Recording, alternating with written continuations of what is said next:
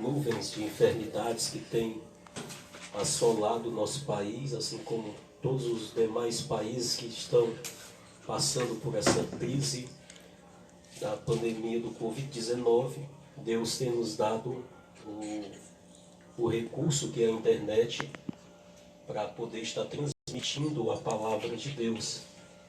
Isso é bom. A internet, quando ela é usada para o bem, a gente consegue alcançar a vida das pessoas. E nós queremos nessa ocasião estar meditando na palavra de Deus que se encontra em Gênesis, no capítulo de número 3. Vamos ler apenas o versículo de número 9, para que nós possamos meditar aqui na palavra de Deus. A palavra de Deus, Gênesis capítulo de número 3, versículo de número 9. E chamou o Senhor Deus ao homem e lhe perguntou: onde estás? E chamou o Senhor Deus o homem e lhe perguntou: onde estás? Queridos e amados irmãos, os irmãos que estão presentes e os que estão presentes à distância, esse texto aqui é um texto que vai nos falar sobre a vida de Adão e sobre o relacionamento que ele tinha com Deus. Nós vemos aqui Deus chamando a vida do homem, mesmo sabendo que o homem nessa ocasião tinha pecado, mesmo sabendo que nessa ocasião o homem tinha desobedecido, mesmo o Senhor Deus sabendo que nessa oportunidade o homem estava se escondendo. Quando Deus vem ao jardim, a Bíblia nos informa ou nos deixa entender que Deus sempre vinha ao jardim na virada do dia ou no fim do dia, no começo da noite, ao entardecer, conversar com a sua criação, conversar com Adão. Adão, assim como a sua esposa Eva, antes de pecar, antes de desobedecer a palavra de Deus, a voz de Deus, eles tinham um relacionamento com Deus ímpar, único, um relacionamento com Deus que, se nós olharmos à luz da Bíblia, era um privilégio. Hoje nós que servimos ao Senhor, por meio da oração, da santificação, da leitura da palavra, do nosso esforço diário, do nosso viver, também conseguimos obter um certo tipo de relacionamento com Deus. Mas quando nós olhamos para a vida de Adão, nós vemos que Deus visitava Adão todos os dias. Na viração do dia, era costume Deus ir visitar o Adão na sua casa, o jardim, aonde Adão estava, aonde Deus o lhe colocou. E nós conseguimos meditar que quando Deus vinha no final do dia, Deus sempre tinha uma conversa com Adão. E esse tipo de conversa que Deus tinha com Adão, com a sua criação, com a pessoa que Deus havia criado, era uma conversa boa, era uma conversa agradável, era uma conversa que não terminava exatamente naquele dia, não, porque Deus no outro dia, ele vinha de novo outra vez conversar com Adão. E Deus já tinha passado para a vida de Adão uma ordenança.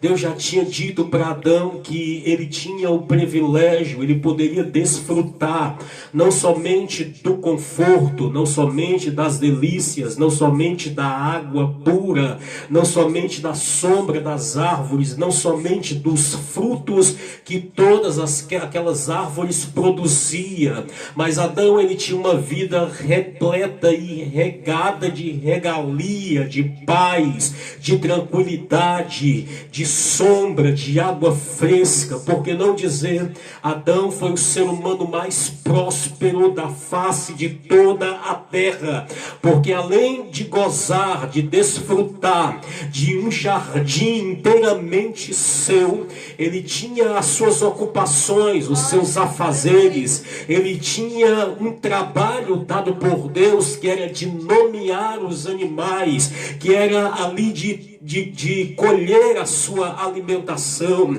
e aí sobre tudo isso, Adão ainda desfrutava, ainda tinha o prazer de desfrutar da presença de Deus todos os dias da sua vida, pelo menos uma vez no dia. No final do dia Deus vinha, e eu imagino Deus conversando com Adão, dizendo: Adão, meu filho, como foi o teu dia? Fala para mim como foi o seu dia, o que você fez hoje. Vale a pena ressaltar nesta noite que Deus, na sua onisciência, ele já entendia, já sabia, já previa tudo que Adão tinha feito durante o dia que ele tinha vivido. Mas Deus, ele tinha o prazer de ir até onde Adão estava para conversar com Adão. Por quê? Porque Deus queria ter intimidade, Deus queria ter aproximação, Deus queria ter comunhão, Deus queria ter um relacionamento, Deus queria ouvir a voz de Adão. Bendito seja o nome do Senhor eternamente. Quando nós olhamos que Deus diz para Adão: Adão, de tudo isso aí você pode comer, você pode desfrutar, você pode beber, o jardim é teu, mas eu plantei uma árvore no centro do jardim, essa eu digo para você, não coma, deixa ela quietinha lá. Mas aí o Satanás, o inimigo da nossa alma, ele se disfarça lá de uma serpente. Por quê? Porque o intuito do adversário da nossa alma sempre vai ser colocar a nossa vida contra o nosso Criador. Ele sempre vai pelejar, ele sempre vai invertir, ele sempre vai trabalhar, ele sempre vai querer passar a rasteira na nossa vida, porque o diabo, ele é especialista em tentar fazer com que nós venhamos entrar em descredibilidade com o nosso Criador. Quando ele tentou a Eva foi lá, comeu, deu para o marido comeu, e Deus, aleluia, depois que eles comeram, no dia seguinte, Deus veio até o jardim. No versículo de número 8, nós vemos Deus passear no jardim. Quando Adão e a sua esposa vê Deus passeando no jardim, ouve a voz de Deus chamando-os no jardim, eles se escondem. Por quê? Porque já tinham desobedecido a voz de Deus, porque já tinha comido do fruto. Mas ainda assim, Deus ainda foi lá no jardim tentar conversar com o homem, porque Deus sempre vai tentar conversar com o homem. Deus sabia que ele tinha comido, Deus sabia que Adão, sua esposa, tinha desobedecido, Deus sabia, mas Deus veio tentar aproximação com ele. Deus não desceu naquele jardim, naquele dia em que ambos comeram do fruto, simplesmente para agora estabelecer um juízo de condenação para a vida daquele casal. Não, Deus não desceu ali para isso, não. Deus desceu ali para tentar dialogar com Adão e com Eva, para tentar ouvir dos seus lábios uma voz de arrependimento, para tentar ouvir da vida de Adão e de Eva um arrependimento sincero. Quando Deus começa a chamar Adão, no versículo de número 9, Deus diz: Adão, Adão, aonde é que você está? Deus já sabia que ele estava atrás das árvores, mas Deus queria aproximação. É assim que Deus age quando a nossa vida está distanciada, quando nós estamos cabisbaixo, quando as lutas dessa vida vêm contra a nossa vida, querendo nos abater, ou até mesmo quando o pecado bate na nossa porta e consegue entrar na nossa vida. Deus, ele não desiste da nossa vida. Deus, ele não desiste, aleluia, da tua vida. Ele sempre vai tentar se aproximar de você. Ele sempre vai procurar saber aonde é que você está, com quem você está andando e o que é que você está fazendo. Você pode até dizer, irmão, Deus sabe, querido, mas Deus quer saber de você. Ainda Ele sabendo por onde você anda, ainda Ele sabendo onde você está escondido, ainda que Ele saiba o que você está fazendo, com quem você está andando, Ele te pergunta, aonde é que você está? Porque Ele quer aproximação com a tua vida. Glória a Deus, aleluia. Quando eles ouvem a voz de Deus lá no jardim de trás das árvores aonde eles estavam, ele logo percebeu que não poderia se esconder de Deus. Por quê? Porque toda tarde Deus vinha conversar com ele. E eu entendo que quando ele sai de trás das árvores, ele sai, antes dele sair, ele já entendia que Deus já tinha lhe visto. Mas o que Deus queria era aproximação, e o que Deus queria era arrependimento. Quando ele chega diante da presença de Deus, ele chega dizendo para Deus: eu ouvi a tua voz soando no jardim e me escondi porque estava nu. Ou seja, eu me escondi porque eu percebi que estava nu. Deus começa a tentar conversar com ele no versículo de número 10 do capítulo de número 3. Deus disse para Adão: Adão, quem te disse que estavas nu? Comeu porventura do fruto que eu te disse que não comeste? Aleluia! Deus queria que Adão se arrependesse. Deus queria que Adão dissesse para ele: sim, Senhor, eu fraquejei, eu pequei, eu desobedeci, eu caí, eu fiz o que não era para fazer. Mas Adão não faz isso. O que estabeleceu ou o que motivou o juízo implantado por Deus naquele jardim, a pessoa de Adão, foi aquilo que temos hoje, a transferência de responsabilidade. Ele não teve força, ele não teve caráter, ele não foi homem o suficiente para dizer para Deus: Deus, eu comi porque eu fraquejei e resolvi desobedecer a tua voz. Não, ele simplesmente, quando ouve Deus dizer: quem te disse que estava nu? Comeu porventura do fruto que eu te disse que não era para comer? Ele vai logo transferindo a responsabilidade para a sua esposa, dizendo para Deus: não, Deus, olhe, a culpa não é minha, não, a culpa é da mulher que tu me deu, ela que me ofereceu o fruto e eu comi. Ou seja, ele tentou tirar de si a sua culpa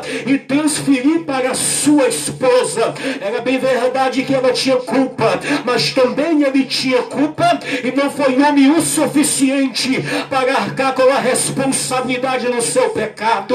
Quando Deus vai procurar o homem, Deus chama o homem para que o homem dê conta do seu pecado, para que o homem dê conta das suas ações, para que o homem dê conta das suas atitudes, para que o homem dê conta das suas obras. Sempre vai ser assim.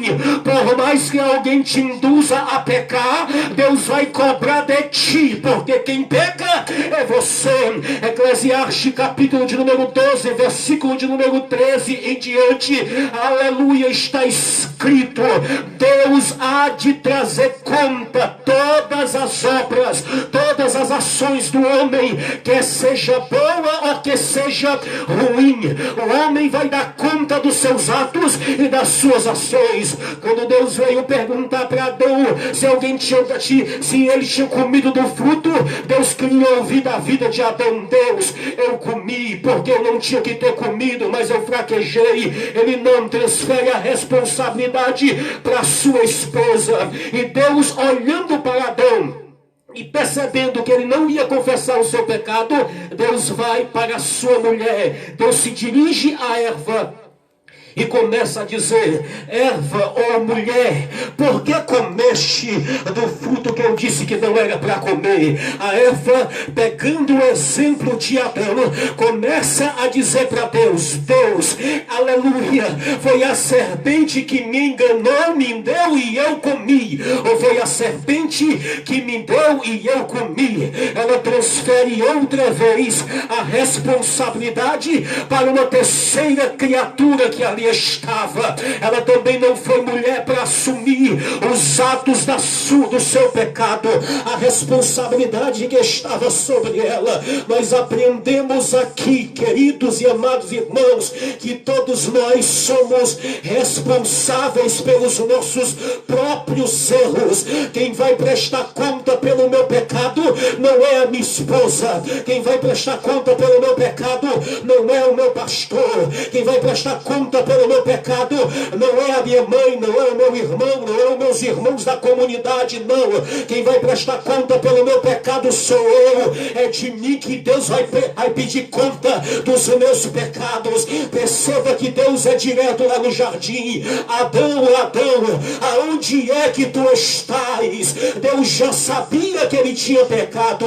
Deus já sabia onde ele estava. Deus já sabia que ele estava escondido, mas Deus queria ouvir dele: Deus, eu me escondi porque eu pequei. Deus, eu me escondi porque eu não sou capaz de entrar na tua presença com os meus pecados. Perceba que quando a pessoa peca, ela sai da igreja, ela não quer ver mais a cara do pastor, ela dobra o caminho quando vê um irmão da igreja. Por quê?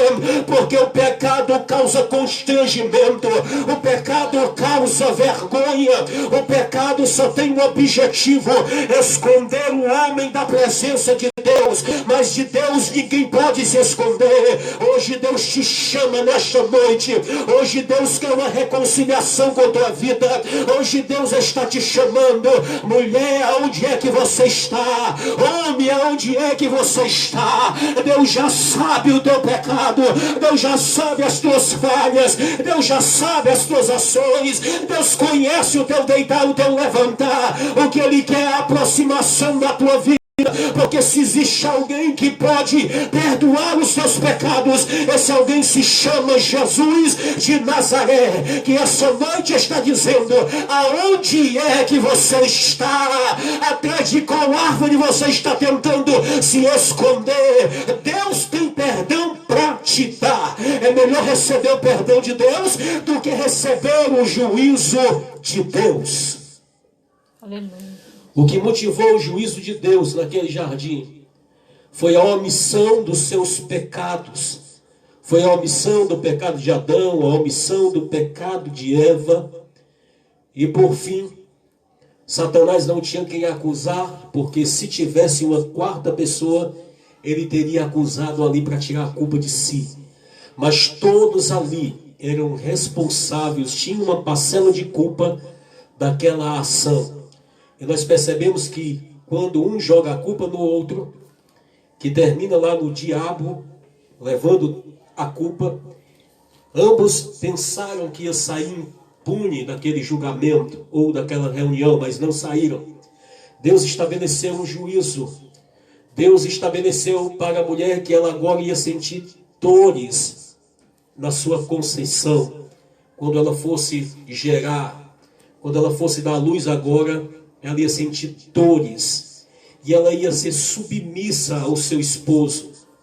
Ao homem, Deus o julgou, que agora ele deveria trabalhar duramente, plantar, colher, e do suor do seu rosto agora ele iria tirar o seu mantimento. Para a serpente, que é uma simbologia de Satanás, falando do animal, Deus agora julga que agora a serpente iria rastejar sobre o seu ventre e se alimentar do pó da terra. Deus tira agora os privilégios de Adão e de Eva. Agora Deus os tira do jardim, de um lugar de delícia, e os joga e os leva para uma terra seca fora do jardim. E agora eles vão ter que trabalhar para poder manter a sua vida. Nós aprendemos que o pecado, ele traz consequências trágicas para a história de qualquer ser humano. É por causa do pecado que existem lares destruídos. É por causa do pecado que existem famílias em ruínas. É por causa do pecado que existem milhares de jovens nas drogas. É por causa do pecado que existe meio mundo de enfermidades terríveis assolando o ser humano. É por causa do pecado que temos hoje uma convulsão social em todos os estados do nosso país e também em todo o mundo. Mas não é somente o pecado de matar, de roubar, de adulterar, o pecado agora do homicídio, o pecado que vemos aí espalhado sobre esse globo terra, não.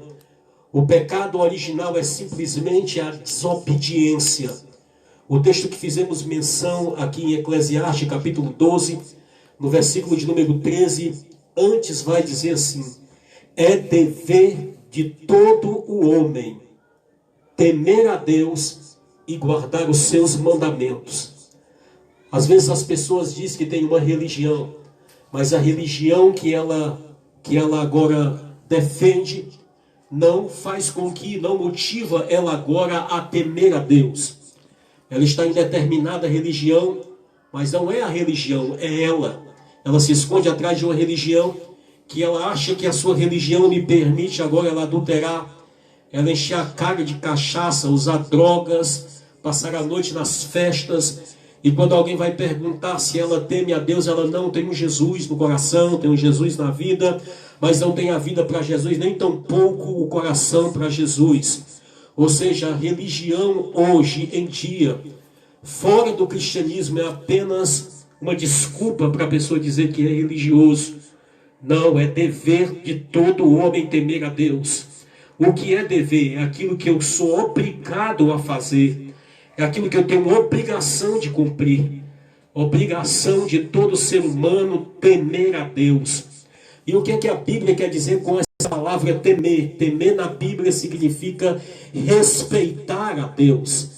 Guardar os seus mandamentos não é simplesmente ler a Bíblia e agora botar debaixo do braço ou em cima de uma estante e relembrar versículos. Não, não é isso. Guardar os mandamentos de Deus significa dizer aquilo que Davi disse no Salmo de número 119, que está escrito, se eu não me engano, no versículo de número 111 ou 109, que diz: guardei a tua palavra no meu coração para não pecar contra ti. Guardar os mandamentos de Deus é tudo aquilo que está escrito na Bíblia Sagrada, aleluia, para que quando vier a oportunidade do ser humano pecar, do ser humano trair a confiança de Deus, do ser humano desobedecer aquilo que Deus disse que ele não fizesse, ele lembrar da palavra, colocar a palavra em prática e não pecar contra Deus, porque o pecado do homem em si não vai trazer nenhum prejuízo a Deus. Não. O pecado sempre vai trazer prejuízo ao próprio homem. Está escrito no livro de Lamentações de Jeremias, capítulo de número 2. Não me lembro o versículo, mas está escrito lá: porque se queixa, pois, o homem vivente, queixa-se cada um do seu próprio pecado. Ou seja, o homem, quando faz uma queixa, ele está se queixando de algum resultado que o seu pecado proporcionou para a sua própria vida. Não se engane, meus queridos, o pecado traz consequências. O pecado traz consequências, e consequências que deixam feridas, que dói, que machuca, que traz angústia, tristeza e dor. Fora os prejuízos que traz para a vida do homem e para a sua família. O pecado é triste. Foi por causa do pecado, da desobediência de Adão, aleluia, que o mundo caiu em descrédito, que o ser humano declinou diante da presença de Deus, perdeu a comunhão. A palavra de Deus nessa noite é essa: Deus está procurando você que se afastou, que se distanciou, que foi embora, que arrumou as malas, que saiu da presença de Deus e que resolveu viver a vida do jeito que quer. Ouça a voz de Deus nessa noite. Deus está te procurando porque Ele quer aleluia, resgatar um relacionamento com a tua vida. Nós queremos agora orar por todas as famílias, por todos os nossos irmãos que vão visualizar esta transmissão, que estão aqui presentes, que participaram conosco. Queremos lhe pedir que compartilhe. Brevemente nós vamos estar atualizando a página da igreja e vamos estar fazendo os nossos cultos online através do canal da igreja no YouTube, no Facebook e no Instagram. Você que nos acompanha, nós vamos seguir você e precisamos que você nos siga de volta e nos acompanhe e deixa lá o seu joinha, seu comentário.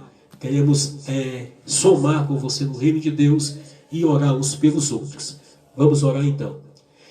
Bendito Deus e eterno Pai, Deus Todo-Poderoso, Criador dos céus e da terra, nós queremos te agradecer, Senhor, por o privilégio que o Senhor tem nos dado de estar na tua presença, de estar, Senhor, neste lugar adorando e bendizendo o teu nome. Nós queremos, Pai querido e amado, lhe agradecer por esta palavra